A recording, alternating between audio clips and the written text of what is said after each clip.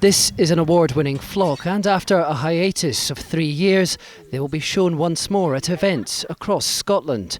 But this year is different for farming couple Cameron and Rachel. Having managed farms for others in the past, in August last year they took on their own. We'd budgeted for a kind of 5 to 10% rise in all our costs across the board, but for example, fencing materials, metal for fencing last week jumped 25% in one go, which is jumps that we did not expect to see, and most things have either jumped between 25 to 50%, with fertiliser jumping up as high as 370%. So it's not something we predicted, and it's not something 99% of farmers predicted. The biggest fear is that it comes to the point where costs are just too high. You're constantly worrying. Every month when you're coming to do your accounts, you're thinking this isn't breaking even, and that's a terrifying thought, because you put everything into it. You put your heart, your soul, you put your work, your effort and everything, and to see it not turn over a profit and to become that difficult where you're not enjoying it anymore, I think that's the biggest worry.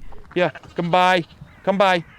The cost of living crisis is hitting farmers hard, and eventually the rise in prices will be passed on, or there's a warning Scotland and the UK will lose much of its food production industry. We're fully 60% self-sufficient in food, and we're certainly we used to be about 80% about 20, 30 years ago. It's not something to be proud of. We're not going to be able to import our way out of this as we have done in the past. So if we don't start supporting our own producers, we won't have a domestic production to support. As we move past the pandemic, agricultural shows are returning, but they aren't immune to rising costs either. Ayr Racecourse hosted the town's county show over the weekend. Organisers there faced an overall bill of more than £10,000 higher than previous years. And as Cameron and Rachel get ready for next month's Royal Highland Show, organisers of the country's largest gathering say it's getting more expensive for them too.